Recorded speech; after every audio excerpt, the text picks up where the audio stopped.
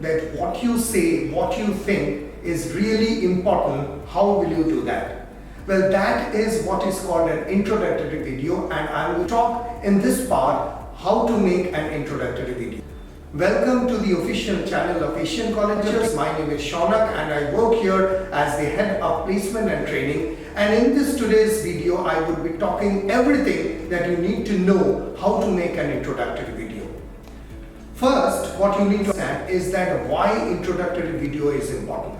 Before that, tell me something, how do you apply for a job? Well, you see an advertisement or you see something on the internet, you go ahead, you attach your resume and you attach your testimonials, and then you can go ahead and apply for a job. But think the time that you will be taking and the recruiter will be taking. Now you will send the resume, they will go, it will get shortlisted. If it is selected, you receive a call, otherwise you won't. Then again you apply for a job. So it takes a lot of time in order to apply for a job and get the results done. Instead of that, introductory video is a sweet, smart solution so that the recruiter consumes less time and you can go ahead and quickly apply for jobs. The importance of the introductory video is that you need to tell exactly what are the key skills that you have, what are the potentials that you have, and if it matches with the requirement of the recruiter, you get a call or you go ahead, otherwise you can smartly move for the second job. Now this introductory video was something which was very prevalent during the time of COVID, obviously because there were a lot of infections around and the institutes were not calling you physically, so they used to ask for an introductory video, you send it and things go ahead. Now, after the COVID, this became a kind of a trend. This became something which all the recruiters want, and especially if you're looking for a job outside India, this is something which you can take it as mandatory. Even within India, any school, any ESL training institute for any corporate training skills, introductory video is very important. Now that you have understood why it is so important and how to go about, I will be speaking how you can go about and make the introductory video. Start. So first of all, let us understand that what is an introductory video. This is a video where you are talking about yourself, but it is the first impression. It is something which will create an impact to the recruiter, and it is also something where you are actually conveying only the key information, key facts about your profile. So three things become important. First of all, this is the first impression video which you are showing to the recruiter. Second, it is smart and quick. And third, it is something which we are only conveying only the key information that you have. Now when I talk about this is something which is a very short video which only conveys the key information, what is the duration of the video? Well, it cannot be a very long video. Ideally, I would suggest you to make it 1 minute time. But further you can make it to 1 minute 30 seconds, but ideally the length of the video should be 1 minute time. So everything that I would be talking now, you need to frame it in a minute time, and that requires practice. So that is why I often tell my students that make an introductory video, send it to my email and Zoom or through WhatsApp. Until and unless we check or I would be able to give you a feedback, it won't be a perfect video. So next, what I would be talking is that what are the factors that you need to keep in mind while shooting an introductory video. So now the question arises that how will you make an introductory video? Are you wondering that you need a DSLR camera or an iPhone? I can assure you, no. What you need to know or what you need to do are those factors which I will be taking. Before I go ahead, I would like to tell you that there is a difference between introductory video and a hard copy resume that you are making. Remember, as I told you, introductory video only conveys the key information that you need to tell to the recruiter. It should be short and smart. Whereas in a CD or a hard copy resume, you have a lot of options to write. But also remember one thing, whatever you are writing in the resume should tally with whatever you are saying in the video. So if you have written that you are a Bachelor of Arts, don't tell that you are a Bachelor in Science. So that is the mistake. Please do recheck what you have written in the resume and what you are talking. Now I would like to divide the making of the introductory video into two parts. One is called the external parameters, one is called the internal parameters. Now what are the external parameters? What are the things that you should keep in mind while making the video? As I told you, you just can have a decent camera. You need to have certain things which I will now talk about. First, you need to mention that you need to keep in mind that what is the dress, what is the attire you're wearing. Now attire is very important, although there is no hardcore rule that this is the dress that you need to wear. But for both for men and women, I would tell you wear neutral dress. For women, I would say try to wear anything which carries the profile of a teacher. You can wear a shalwar, you can wear anything, but try not to wear anything very ethnic. Now, ethnic means something which carries the ethnicity. Don't wear that. Try to wear anything which is neutral. It can be a suit, it can be anything, but just remember that whatever the dress that you are wearing, it carries and reflects the profile of a teacher. So the makeups that you are doing, the way you are tying up your hair, the way you are wearing the lipstick, especially for women, you can do that, but don't over makeup it. Don't try to make something which looks very odd, because what is important is that what the recruiter sees you on the video is what you are going to teach and what you appear in the classroom. So wear a neutral dress, get your makeup light and wear something which is very decent soft color. For men, I would don't wear what I am wearing right now, just wear anything decent. You can wear even a t-shirt, but it should be collared. Don't wear a tie because this is an official shoot, but you can wear something which is very decent, very clear, but again, it should carry the profile of a teacher. This completes our dress part. So I have told you what you need to wear about dress. Now I come to the background part. Now obviously you cannot hire a studio or go to Ramoji Film City to shoot your video, isn't it? So if you're doing, I believe, at your home, try to select a flat background. That means no shirts or pants or any things which are hanging from the back that looks odd. Okay, so if it is a clear wall, or if you have got a nice setup where you have got books at the back and a small plant pot which is also there, a pen stand, you can create a kind of an ambience which looks that you are speaking about teaching. So the background, typically I would say it should be flat. There should not be any shirts or pants which are hanging from the back. And if you can make up something which you have got a kind of a bookshelf at the back, that looks really nice. One important point, that if your background is flat, for example white, try to wear a dark colored dress. And if your background is dark, try to wear a white colored or a lighter colored dress. That makes things better. So we are done with the dress, we are done with the background. Now I would like to speak about camera position. Now most of the students, when I see they're shooting the camera, they look this or something like this. No, don't do that.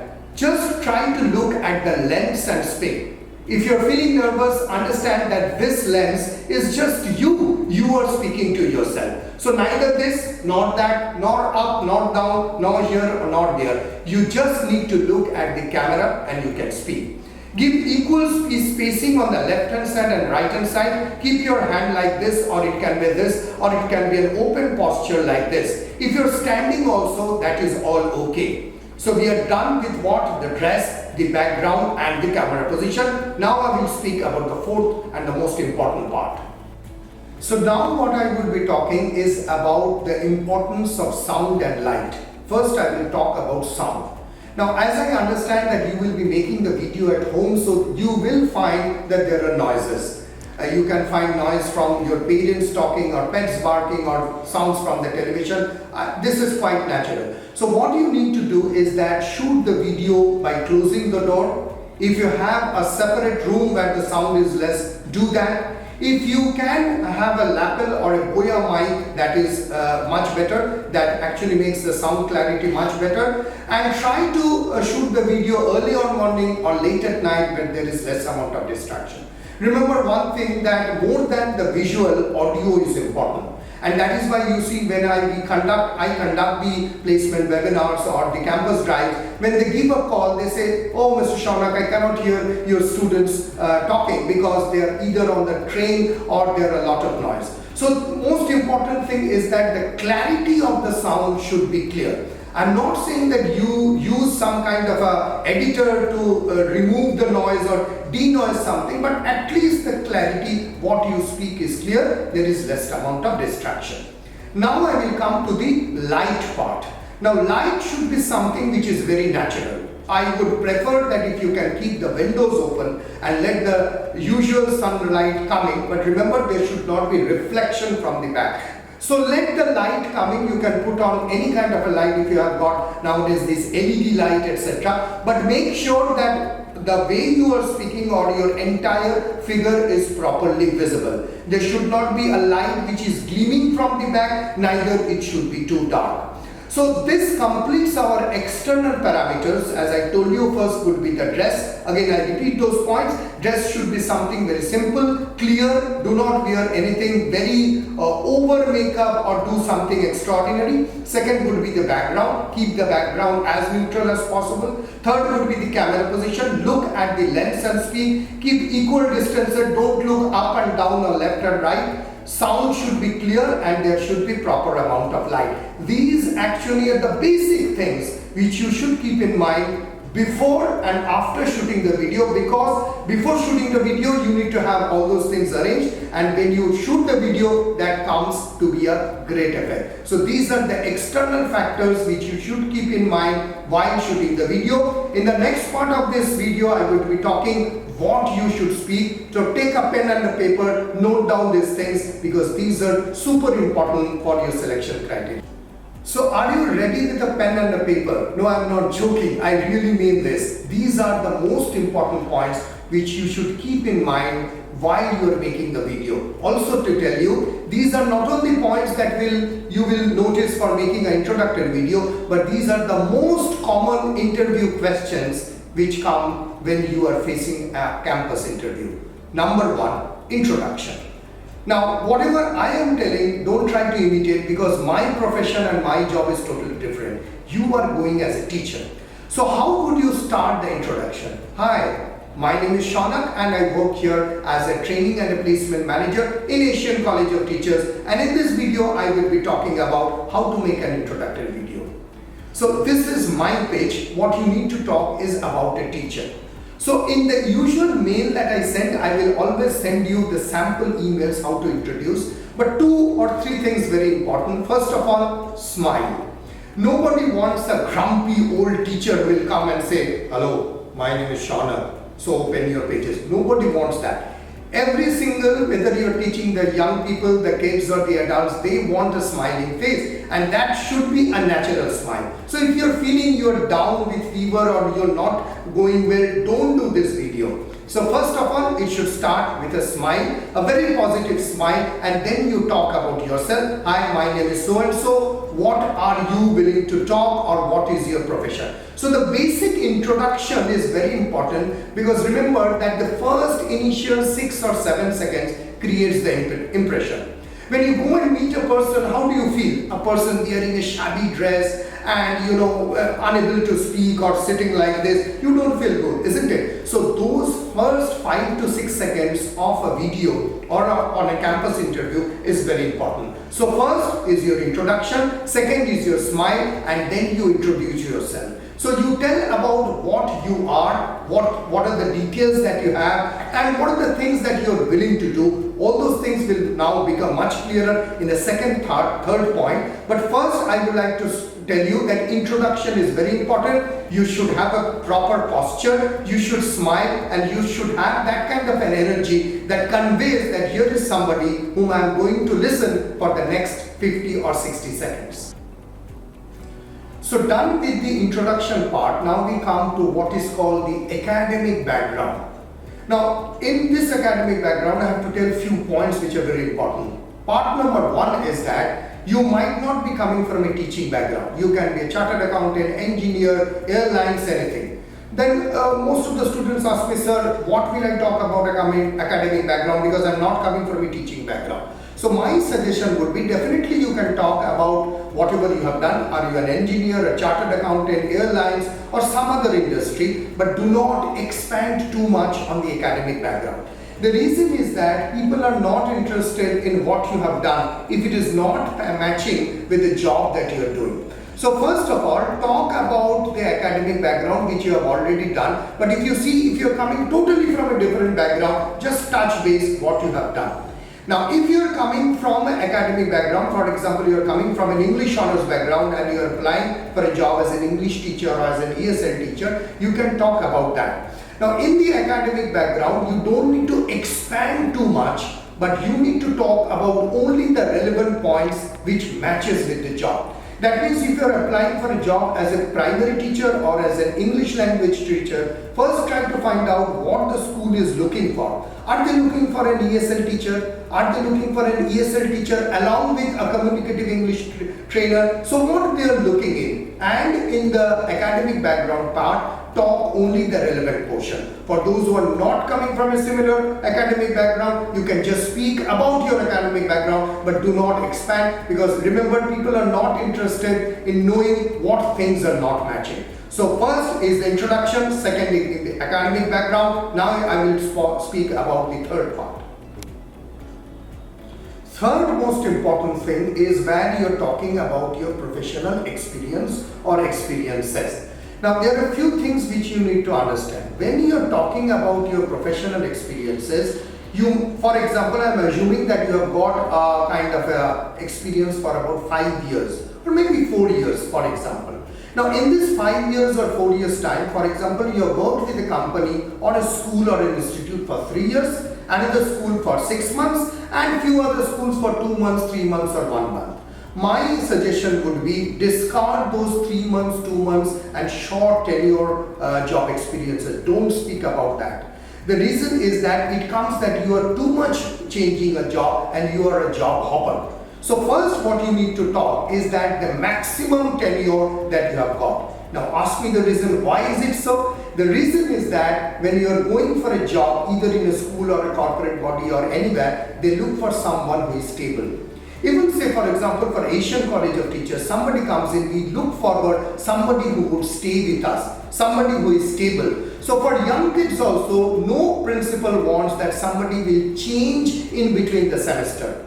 Now you are changing for a better opportunity, but think of the management that they will have to really hunt for another talent like you. So even if it is not a very known brand, for example, I would say speak about the longest tenure about your professional experiences, discard those which are less experiences. Now when you talk about your professional experiences, again don't talk that I have done this, I have done that, I have done this project. No. Talk about only those things which is relevant to the current job. So if the current job is English teaching to kids, then try to find out from your professional experiences what all experience you can talk or customize about the current job. Because as I told you, I'm only interested for what you have done. Now you might be Sunita Williams who have come back from space, but for me what matters is teaching in the school. But remember, whatever you have done in the space, that is you have floated in zero gravity, that also can become relevant if you can teach gravity in a better way. For example, you have stayed in International Space Station and you are teaching in the current job opportunity that how Earth looks from space. How do you feel when you float in zero gravity? Isn't that something very relevant to physics or gravity that you are teaching? Now this is a weird example. What I am trying to tell you is that talk about those experiences which really matters for the current job, or overall you can talk the experiences which actually creates the difference in the classroom that you are going or giving the interview for. Now comes the most important and the trickiest part of making this video. The fourth point is what it tells why you want to become a teacher. Let me repeat it once more. Why you want to become a teacher. Now this is an important question which is not only important in video, but believe me, in all the campus drives across the world which I have conducted in Bangalore, in Thailand, Vietnam, Malaysia, Dubai, UAE, same question repeatedly has been asked, why you want to become a teacher. What is the biggest problem and what is the biggest mistake that the students make? Well, I want to become a teacher because I want to travel abroad. I want to become a teacher because I love kids. I want to become a teacher because I want to explore the world. I want to become a teacher because my entire family has been in teaching and I really love teaching. All of them are wrong answers. I would say wrong, but it is not the correct way to answer. Remember one thing, that when a recruiter is taking an interview, one thing is important, that if he or she is paying you X amount of salary, what is the output that you are giving? Now, all the previous answers actually speaks about your passion, your love. Yes, passion is important, love is important. Otherwise, how will you become a teacher? But you need to specify something which creates a substantial difference in the classroom. Let me repeat the phrase, tell something which creates a substantial difference in the classroom. So why you want to become a teacher? The sample answer can be something like this. I want to become a teacher because I know that my skills have been in teaching young people. And I use lot of puzzles and creative things so that the problems or the general learning does not become boring. I use puzzles, I use games, I show audio video clips, and I make the classroom so interesting the students would love studying with me. Now here you see few points. Number one, you have already told what are the essential methods of teaching. It can be classroom exercises, it can be puzzles, it can be audio visual, or you are taking them out on a meadow or on a park and you are making certain fun-loving activities in order to make the learning much more easier and much more effective. So first thing is that you have already made them understood that you have a definite methodology and you follow the methodology in order to become a teacher. Second thing is that, for example, I remember this, I am not mentioning the name of the institute. Why will I recruit you as an English teacher? Now you can say, I speak well, the English is the best language. No. What they want to know is that, can you improve their grammar at the end of the semester?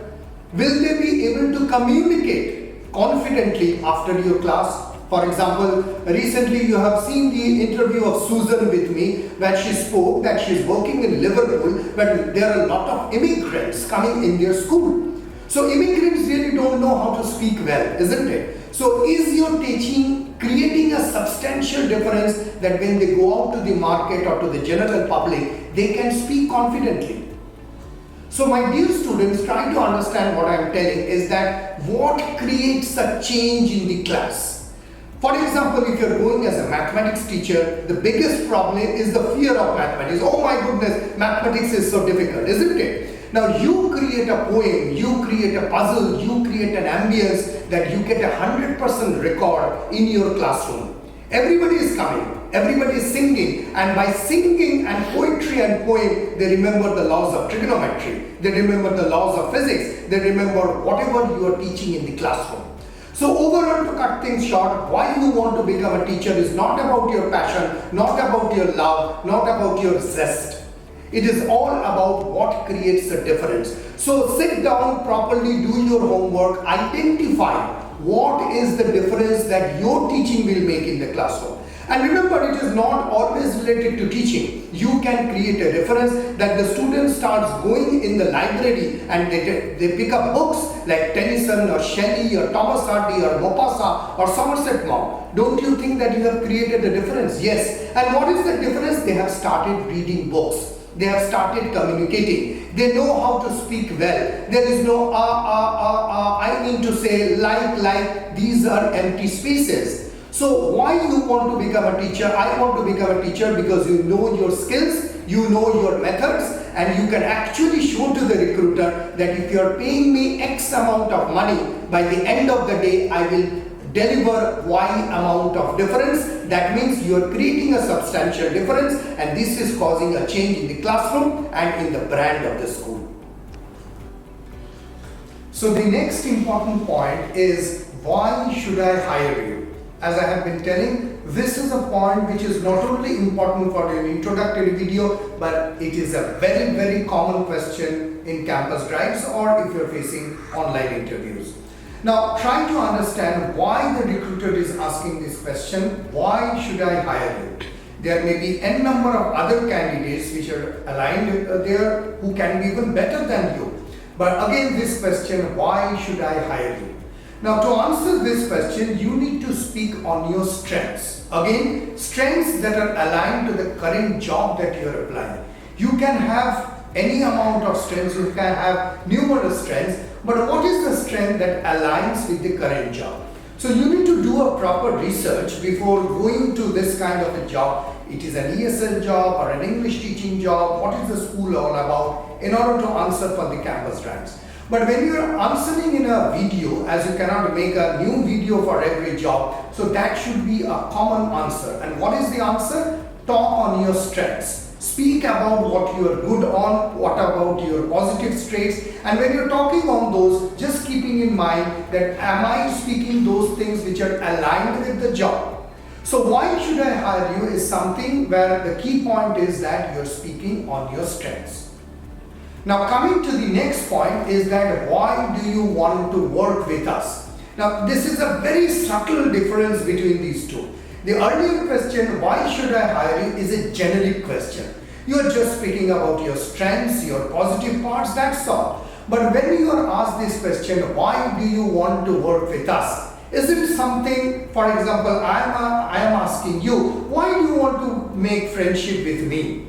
So this is a personalized question. Now you are, for example, applying for an XYZ company. Say, for example, you are applying for any other institute. When they ask you why you want to work with us, that means they expect that you know something about them. Now, if you want to make a friendship with me, what would I expect? That you can play chess, that you like Tom Cruise movies, that you watch action movies, you like to read a lot of English books, and so forth and so on. That means if you want to make a friendship with me, or I want to make a friendship with you, I want to know what are your traits, what are the things that you like. Do you like continental or Indian foods? If these things match, then I can become a friend with you. Similarly, what happens in case of a job, when they ask why do you want to work with us, don't give them a generic answer. For example, you are applying for a job in Asian College of Teachers or any other school. So you can tell them, I want to work with you because I have seen that you have got a great library, you have got this amount of faculties, you have got these branches, and you have got this amount of students who are coming from different countries or background. So when you are talking about those things, why do you want to work with us, you have to tell them these are the things that you have. These are the requirements that you have. And you see, my skills are also matching with you, isn't it? That I also know how to deal with your kids. I know that you deal with online teaching as well as offline campusing. And I have been dealing with online teaching and offline teaching and ABCD. That is why I want to work with you. Remember, whenever a person is asking, why do you want to work with us? Just change the pitch that you are talking in a personalized manner. I want to work with you because you have got those requirements and my skills are matching with what you need. That is why I want to work with you. On the other hand, the other question, why should I hire you, is a generic question. You just speak about your strengths, your positive parts. So this is a personalized question and the recruiter expects that you know about their school, their institute, their working philosophy, their branches and what you do. If you're not doing a proper research, I'm talking of the campus interviews, then you cannot answer this question. Now in case of an introductory video, as I was talking that this is a generic video, why do you want to work with us is something where you tell that what are the definite skills that you have. Remember 1, 2, 3, 4, 5, 6, 7. These are the generic points. You don't have to tell, okay, point number 1, point number 2. No, you have to make a kind of a flow, a kind of a paragraph where you are writing and speaking very fluently about that. And that is the reason I always tell, make a video, don't feel shy, send it to me so that I can mark my observations. Coming to the next part and the final one is very important. Don't ignore this. This is called your hobbies. I remember talking to DPS and various other institutes. They tell that, Shauna, I don't need a typical teacher nowadays. I need a complete personality. That means if your hobbies are something which are suiting with the type of job that you're applying. For example, your hobbies are reading books, traveling, gardening, stamp collection, blogging, making Instagram reels. Yes, those are very good. But when you're talking about that, please tell them that how this is aligned to the job. So I read books, and with this reading books, I think I can make the classroom more interesting because I can pull in a lot of storytelling techniques. Okay, I have been into different places, mixed with different people. That is my hobby. And with this type of a hobby, what I can tell is that I can improve more cultural sensitivity among the students. Right? So this hobby is very, very important, but just don't tell about your hobbies. Tell how these hobbies are aligned with the job. So here is a quick wrap up regarding what are the points that we have spoken. First of all is the introduction. Obviously the introduction has to be something key mantra, and it should reflect positive energy. Then coming to the academic background, don't speak about the academic background which is totally different. For example, as I told you, political science or sociology honors or chartered accountant. Just speak about the background, what you have done. Third, coming to the professional experiences, as I told you, speak about the professional experience or the experience which has got the longest tenure. Coming to the fourth point, why you want to become a teacher. Do not tell about your passion or your love. Just tell that how your teaching skills are going to make a difference in the classroom. Coming to the fifth point, why should I hire you? Very generic question. Just talk about your positive parts. Sixth question, another important, why you want to work with us. If it is a campus drive, you need to customize and tell that I want to work with you because you have these skills that you need and I have got the required skill. And finally, the hobbies. Don't talk just about the hobbies, but speak about the hobbies that is aligned with the job and how these hobbies can be used by the school in order to make the classroom or the teaching much more effective.